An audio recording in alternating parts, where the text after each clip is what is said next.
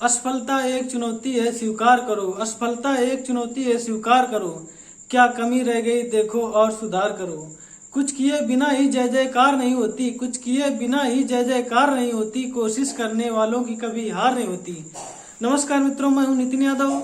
आप सभी को जो है हिंदी पे जो एग्जाम के क्वेश्चन आते हैं उसके बारे में हम लोग डिस्कस करेंगे।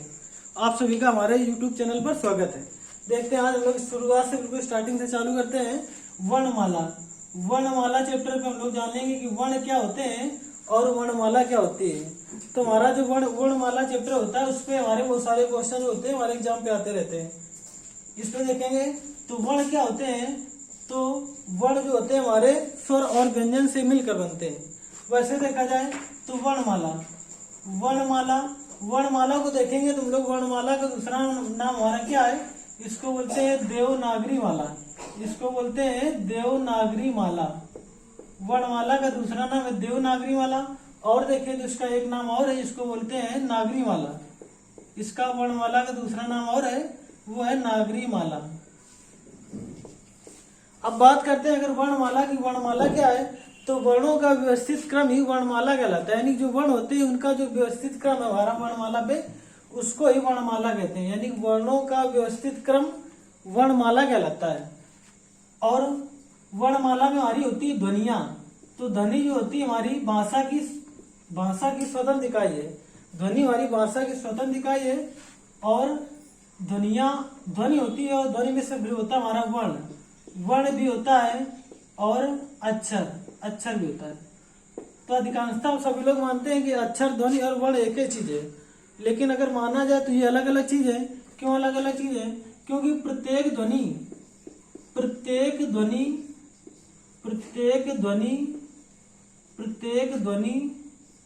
वर्ण नहीं होती। प्रत्येक ध्वनि वर्ण नहीं होती। और प्रत्येक वर्ण अक्षर नहीं होता। प्रत्येक वर्ण अक्षर नहीं होता। यानी प्रत्येक ध्वनि वर्ण नहीं होती और प्रत्येक वर्ण अक्षर नहीं होता। प्रत्येक वर्ण अक्षर नहीं होता। अब देखा जाए कि प्रत्येक ध्वनि वर्ण नहीं होती और प्रत्येक वर्ण अक्षर नहीं होता। तो अगर देखा जाए कि इस तरह हमने किया अभी, तो क्या ये वर्ण है? तो नहीं है, क्योंकि वर्ण जो होता है वो ध्वनि का वर्ण जो होता है लिखित रूप होता है। इस तरह देखेंगे कि प्रत्येक ध्वनि वर्ण नहीं होती और प्रत्येक वर्ण अक्षर नहीं होता। अक्षर जो होता है वो हमारा जिसमें स्वर और स्वरांत होते हैं। स्वर और स्वरांत यानी कि ऐसे शब्द को हम लोग ऐसे जो अक्षर को अक्षर बोलेंगे जिसमें हमारा स्वर होगा और स्वरांत मतलब ऐसा जो है वर्ण जिसके अंत में स्वर हो, तो वो हमारा कहलाएगा क्या, अक्षर। अब दुनिया देखें अगर, तो दुनिया को हमने देखा होगा जैसे लिखा होता है तुम्हारा में हमारा होता है मह। इस तरह अक्षर होता है, लेकिन इसका वर्णमाला पे कोई लिखित रूप नहीं है, इसलिए हम लोग इसको वर्ण नहीं कह सकते। ये ध्वनि तो है, ये स्वतंत्र ध्वनि तो है, लेकिन ये वर्ण नहीं। क्यों नहीं? क्योंकि इसका वर्णमाला पे कहीं पे जो है ज्यादा वो नहीं एक्सप्लेन नहीं किया गया, व्याख्या नहीं की गई। अब आगे चलते हैं हम लोग।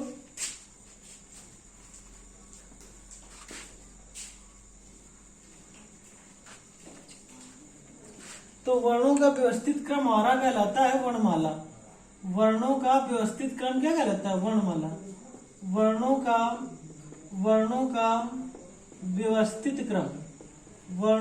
व्यवस्थित क्रम हमारा कहलाता है वर्णमाला। यानी जो वर्ण होते हैं वो व्यवस्थित रूप में होते हैं।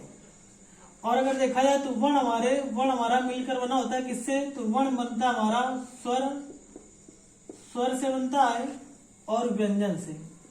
जो हमारे वर्ण होते हैं वो स्वर और व्यंजन से मिलकर बनते हैं। तो जो हमारे स्वर होते हैं वो हमारे स्वतंत्र इकाई, यानी स्वरों को बोलने पे किसी भी प्रकार का मुख में कोई अवरोध उत्पन्न नहीं होता है। स्वर स्वतंत्र हैं। और अगर हम लोग व्यंजन बोलेंगे तो व्यंजनों को बोल पर मुख के जो है भागों का अवरोध उत्पन्न होता है। जैसे जब व्यंजन बोलेंगे तो वहां पे हमारे मुख के जो भाग होते हैं, तालु होता है, दांत होते हैं, जीभ होता है, होस्ट होते हैं, इस प्रकार का अवरोध होता है। जब हमारी प्राण वायु जो है मुख के माध्यम से बाहर निकलती है व्यंजनों को बनाने के लिए, इसको अक्षरों बनाने के लिए तो हमारा इस पर परिवर्तन होता है, लेकिन स्वरों पे परिवर्तन होता है, इसलिए साधारणतः निकल जाते हैं। तो अब देखते हैं, सबसे पहले देखते हैं हम लोग स्वर। स्वर किसे कहते हैं? तो स्वर तो बता दिया कि जिनको बोलने पे हमारे प्राणवायु में कोई अवरोध उत्पन्न नहीं होता, उसे बोलते हैं हम लोग स्वर। तो स्वर के प्रकार देखें तो स्वर हमारे 3 प्रकार के हो जाते हैं। स्वर हमारे कितने प्रकार के? 3 प्रकार के। स्वरों के प्रकार 3 है। पहला स्वर देखें तो ह्रस्व स्वर होता है। पहला स्वर हमारा होता है ह्रस्व स्वर। ह्रस्व स्वर को हम लोग मूल स्वर बोलते हैं। ह्रस्व स्वर को हम लोग मूल स्वर बोलते हैं। ह्रस्व स्वर को हम लोग मूल स्वर बोलते हैं और ह्रस्व स्वर को ही एक मात्रिक स्वर बोलते हैं। ह्रस्व स्वर को ही एक मात्रिक स्वर बोलते हैं। ह्रस्व स्वर को ही एक मात्रिक स्वर बोलते हैं। अब दूसरा स्वर हमारा जो होता है वो होता है दीर्घ स्वर। दूसरा स्वर हमारा होता है दीर्घ स्वर।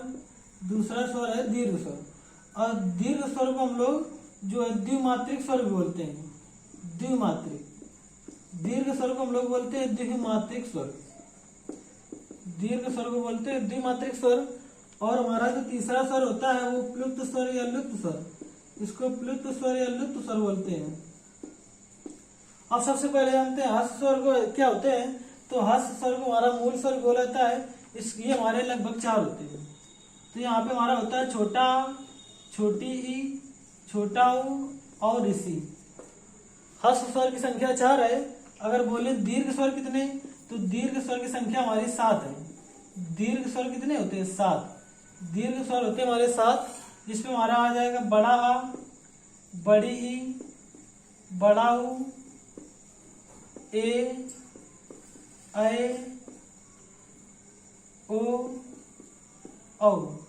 अब देखेंगे अगर कितनी होगी संख्या 7। यहाँ पे बड़ा आ जाएगा, बड़ा आ, बड़ी, बड़ा ऊ, ए, ओ, औ। 1 2 3 4 5 6 7। तो इस तरह हमें पता चला ये 4 मूल स्वर के यानी 4 ह्रस्व स्वर के और दीर्घ स्वर कितने? दीर्घ कितने? 7। तो 7 और 4 मिला के हो जाते हैं 11। तो पेपर पे क्वेश्चन आता है कि बताओ स्वरों की संख्या कितनी है।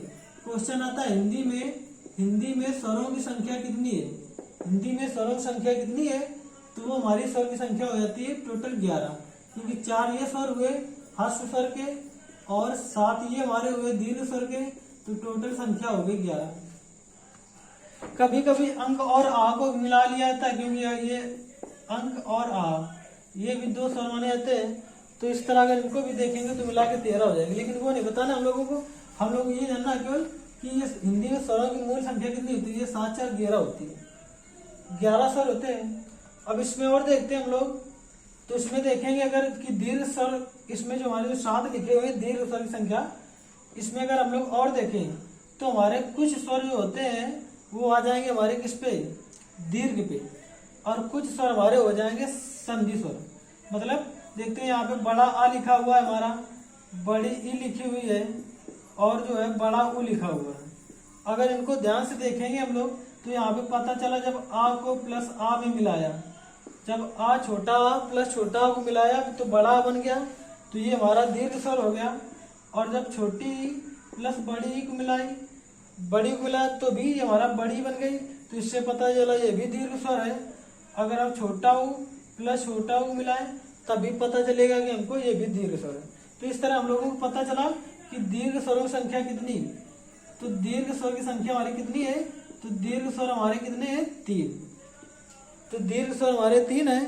दीर्घ स्वर की संख्या 3 है। और जो बचे हुए स्वर हैं वो हमारे कहलाते हैं संधि स्वर। तो बचे हुए स्वर हमारे कौन से हैं? तो यहाँ पे बचे हुए हमारे स्वर हैं ये वाले। बचे स्वर हमारे कौन से हैं? तो यहाँ पे बचा हुआ स्वर हमारा है ए बचा हुआ स्वर है और ए बचा हुआ स्वर है। ए हो गया, ए हो गया, ए हो गया, ओ हो गया और अ हो गया। ये 4 स्वर बचे। तो इन स्वरों को बोला जाता है हमारा क्या? इनको बोला जाता है संधि स्वर। इन स्वरों को बोला जाता है संधि स्वर। तो अगर पूछा जाए कि मूलतः जो है हिंदी में दीर्घ स्वरों की संख्या कितनी है, तो मूलतः हिंदी पे दीर्घ स्वरों की संख्या होती है 3। वो भी कौन सा? बड़ा वाला आ होता है और बड़ी वाली ई होती है और बड़ा ऊ होता है। यानी बड़ा आ, बड़ी, बड़ा ऊ, ये 3 हो गए हमारे दीर्घ स्वर। और जो बचे हमारे 4 ए, ओ और औ, तो ये हमारे होते हैं संधि स्वर, क्योंकि इनका संधि में प्रयोग होता है। तो क्वेश्चन अगर आता है कि बताओ दीर्घ स्वरों की मूलतः दीर्घ स्वरों की संख्या कितनी है, तो 3 है। इसमें हमारा आ जाएगा बड़ा, बड़ी, बड़ा, ऊ। अब आगे चलते हैं, तो अब देखते हैं लुप्त स्वर। तो लुप्त स्वर क्या होता है, तो ह्रस्व स्वर और दीर्घ स्वर। ह्रस्व स्वर और दीर्घ स्वर से भी ज्यादा जिस स्वर को बोलने में समय लगता है उसको बोला जाता है हमारा क्या, लुप्त स्वर। तो यहाँ पे लुप्त स्वर में माना हमारा प्रतीक चिन्ह हो सकता है कौन सा, तो यहाँ पे इस तरह का चिन्ह देखा होगा आप लोगों ने, इसको बोलते हैं दीर्घ उच्चारण चिन्ह, या इस तरह का भी देखा होगा, इस तरह का। तो ये होता है हमारा लुप्त स्वर, यानी लुप्त स्वर का चिन्ह होता है। अब अगर हम लोग देखते हैं, जैसे एग्जांपल देते हैं लुप्त स्वर का, तो यहाँ पे हम लोगों ने देखा होगा ओम लिखा हुआ, ओम लिखा हुआ देखा होगा। तो देखा ये स्वर के बाद लगा हुआ है, तो इससे पता चले ये हमारा कौन सा है, तो ये हमारा लुप्त स्वर का जो है उदाहरण है। इस तरह भी होता है लिखा हुआ ओम, इस तरह, या फिर हे राम होता है, हे राम भी लिखा होता है। तो ये सब लुप्त स्वर के उदाहरण है। अब आगे हम लोग चलते हैं, स्वरों की संख्या के बारे में वो जानते हैं कि जो हमारे स्वर होते हैं उनका मुख्य बिंदु से उच्चारण स्थान क्या है, यानी कि कौन सा स्वर किस मुख्य के किस भाग से बोला जाता है। जैसे देखते हैं तो हमारे स्वर टोटल 11 होते हैं, उस पे से हमें देखना है आगे।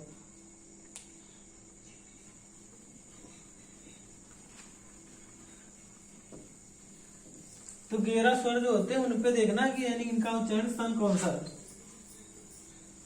अब यहाँ पे हमारे जो 11 स्वर होते हैं उनमें से हमारा कौन सा है, तो हमारा है पहला है छोटा, छोटा, बड़ा, छोटी ई, बड़ी ई, छोटा ऊ, बड़ा ऊ, ऋषि, ए, ओ के बाद ओ। तो इस तरह टोटल हमारे कितने स्वर हुए, 11 हुए। देखो यहाँ पे छोटा, बड़ा, छोटी, बड़ी, छोटा ऊ, बड़ा ऊ, ऋषि, ए, ओ और औ।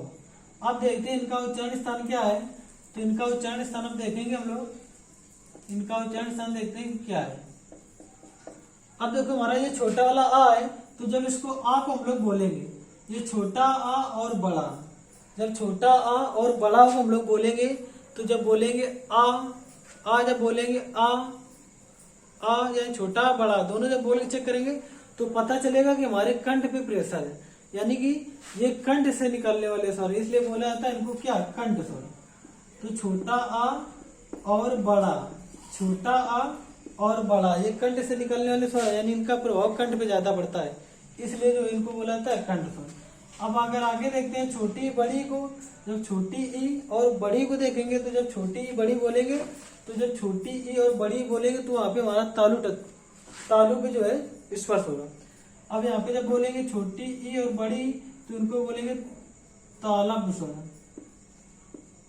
तालब स्वर, इनको तालब स्वर बोलेंगे। और आगे जब लोग चलेंगे यहाँ पे छोटा और बड़ा बोलेंगे, तो इनको बोलने पे देखेंगे हमारे दोनों होठों का प्रयोग हो रहा है। इससे पता चल रहा है क्या कि हमारे जो छोटा और बड़ा ऊ है, तो ये हमारे हो जाएंगे ओष्ठ स्वर, ये हो जाएंगे ओष्ठ स्वर, ओष्ठ स्वर हो जाएंगे। अब आगे हम देखते हैं तो हमारा ऋषि भी एक स्वर है, ऋषि एक स्वर है, इसको देखेंगे तो ये हमारा हो जाएगा मूर्धा, मूर्धा स्वर, ये हमारा मूर्धा स्वर होता है, मूर्धा स्वर। अब मूर्धा स्वर यानी मूर्धा क्या होता है, तो हमारी जो जीभ होती है जब पलट कर तालु के अगले भाग पे लगती है तो वहां पे होता है मूर्धा। तो जब ऋषि बोलेंगे तो ऐसा ही कुछ होगा, इसलिए वहां पे इसको बोला जाता है मूर्धा स्वर। आगे चलते हैं ए की तरफ, तो जब ए की तरफ चलेंगे तो यहाँ पे हमारा ए बना होता है हमारा छोटा आ प्लस ई से, छोटा आ और छोटी ई से मिलकर ए बनता है। और छोटा आ हमारा कंठ वाला होता है, क्योंकि अभी लोग पढ़ चुके हैं यहाँ पे कि कंठ स्वर होता है छोटा आ और बड़ा आ, उसका जो छोटी ई होती है तालु होती है, जगह पे हम लोग पढ़ चुके हैं। तो यहाँ पे तालु लिख सकते हैं या तालब लिख सकते हैं। तब इन दोनों को मिला कर अगर बोलेंगे तो हो जाएगा कंठ तालब। इन दोनों को जब मिला के बोलेंगे तो ये उच्चारण स्थान क्या हो जाएगा, कंठ तालब, यानी कि ए और ऐ बोलने पे कंठ तालब यानी कंठ का भी प्रयोग होता है और तालु का भी प्रयोग होता है। तो इसलिए संयुक्त रूप से इसको बोल दिया जाता है कंठ तालब, कंठ तालब, कंठ तालब बोल दिया जाता है संयुक्त रूप से इसको।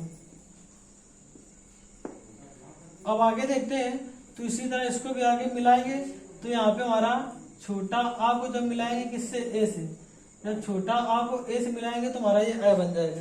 तो ये भी सेम है, कंठ तालव्य भी बोला है इसको, उच्चारण स्थान सेम है, इसका भी कंठ तालव्य भी होगा। आगे हम चलते हैं ओ की तरफ। तो जब ओ की तरफ चलेंगे तो यहाँ पे हमारा क्या होगा, ओ होगा हमारा, इसको जब मिलाएंगे तो इसको मिलाएंगे आ से मिलाएंगे, छोटा आ को मिलाएंगे किससे, छोटा ऊ से। जब छोटा आ को छोटा ऊ से मिलाते हैं तो ये हमारा होता है कौन सा, ये छोटा आ देखेंगे तो ये कंठ होता है, छोटा आ कंठ होता है, और छोटा ऊ होता है कौन सा हमारा, अभी पढ़ चुके हम लोग ओष्ठ, छोटा ऊ होता है ओष्ठ वाला। तो यहाँ पे कंठ और ओष्ठ, कंठ और ओष्ठ तीन दोनों मिलाएंगे तो इसको बोल दिया जाएगा संयुक्त रूप से कंठोष्ठ स्वर। यानी इसको बोलने पे हमारा क्या होगा, इसको बोलने पे हमारा कंठ और ओष्ठ दोनों चीजों का प्रयोग होगा, इसलिए बोला जाएगा इसको कंठोष्ठ। आगे जब इसको देखेंगे तो यहाँ पे आ से मिलाएंगे किसको, आ से मिलाएंगे ओ को। जब आ को ओ से मिलाएंगे तो हमारा बन जाएगा औ। ये भी उच्चारण सेम है क्योंकि सेम चल रहा है इसका भी, तो ये भी होगा कंठ और ओष्ठ। तो इस तरह आप लोगों को पता चला कि हमारे जो 11 स्वर होते हैं इनका उच्चारण स्थान क्या होता है, और जो मुख आकृति होती है, मुख जो होता है, जब इन स्वरों को बोलते हैं तो कहाँ पे ये स्वर जब बोलते हैं तो कहाँ पे हमारे स्वर के मुख में जो है ये स्पर्श करते हैं। अब आगे देखेंगे हम लोग, तो हमारा जो ऋषि स्वर है, कुछ हमारे विद्वान जो है इस ऋषि स्वर को जो है मानते हैं कि ये संस्कृत का स्वर है। ये बात सत्य है। अगर देखा जाए तो हिंदी के स्वर 3 रूप से मान्यता दी जाती है, 3 को, जिसमें हमारा छोटा, छोटी और छोटा वो होता है, ऋषि को संस्कार का मान लेते हैं। आगे चलते हैं,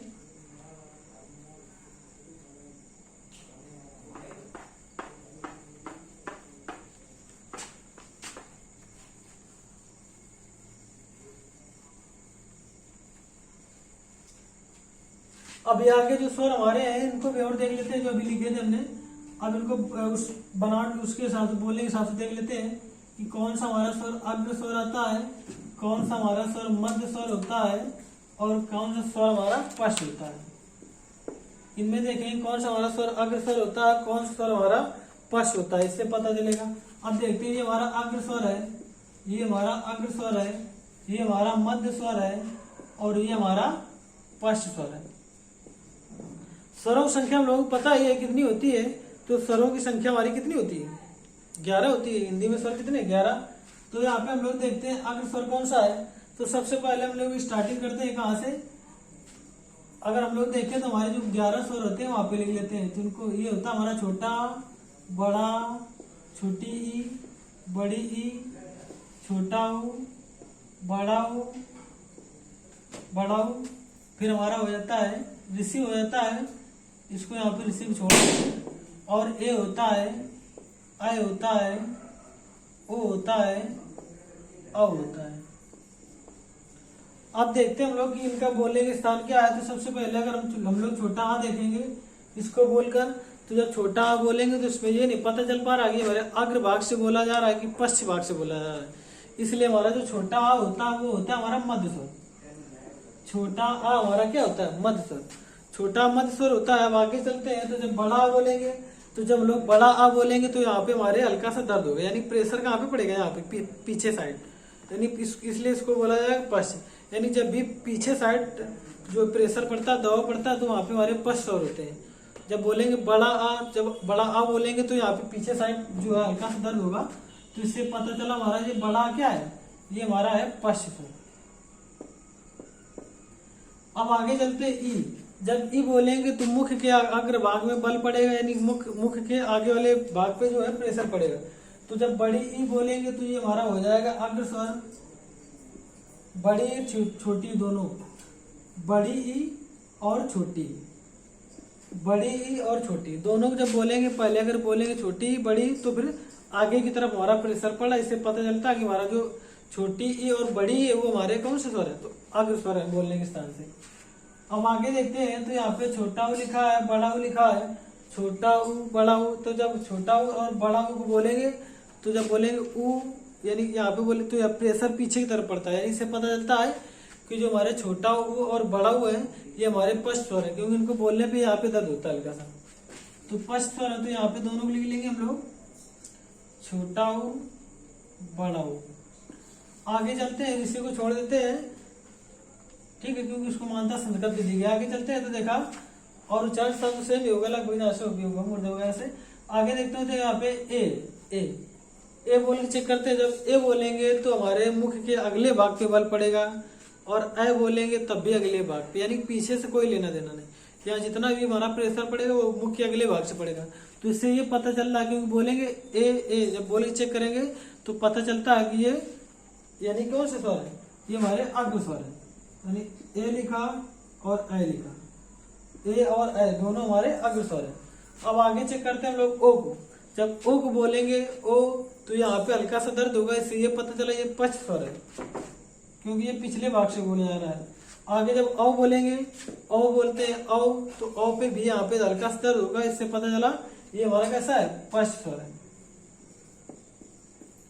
तो हम लोग देख लेते हैं कि हमारे पश्च स्वर कौन से हो गए, अग्र स्वर कौन से हो गए और मध्य स्वर कौन से हो गए।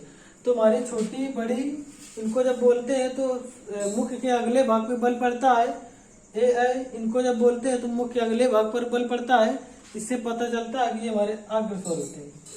और जब छोटा आ बोलते हैं तो इससे पता ही नहीं चलता कि हमारा पश्च पीछे साइड से बोला जा रहा है कि मुख के अगले भाग से बोला जा रहा है, यानी मुख के अगले भाग से बोला जा रहा है या पिछले भाग से बोला जा रहा है। तो इस तरह पता चलता है हम लोग क्या कि हमारा जो छोटा आ होता है वो हमारा मध्य स्वर होता है। आगे चलते हैं पश्च स्वर की तरफ। तो यहाँ पे देखेंगे बड़ा, तो जब बड़ा आ बोलेंगे तो यहाँ पे दर्द होगा हल्का सा पीछे साइड, तो इससे पता चला बड़ा हमारा जो है ये भी पश्च स्वर है। छोटा ऊ देखेंगे तो ये भी पश्च स्वर है। पता चला हमारा जो बड़ा आ होता है तो ये भी हमारा पश्च स्वर होता है, और छोटा ऊ इसको जब बोलेंगे तो ये भी पिछले साइड थोड़ा प्रेशर पड़ता है, इससे पता चला छोटा ऊ भी हमारा पश्च स्वर है।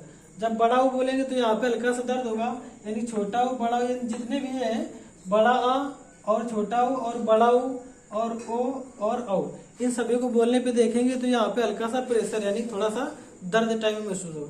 तो इससे ये पता चलता है जब पिछले भाग पे प्रेशर पड़े स्वरों को बोलने पे तो पश्च स्वर होंगे, जब अगले भाग पे प्रेशर पड़े तो वो अग्र स्वर होंगे। और जब पता ही नहीं चल पाए कि अग्र है कि पश्च है, ना पीछे कुछ पता चल रहा है ना आगे, यानी दोनों को बोलने पे ये ना पता चल पाए कि हमारा अग्र भाग है कि पश्च भाग ये स्वर का, तो फिर वो मध्य स्वर हो जाएगा, क्योंकि ये बीच से बोला जाता है, दोनों के बीच का।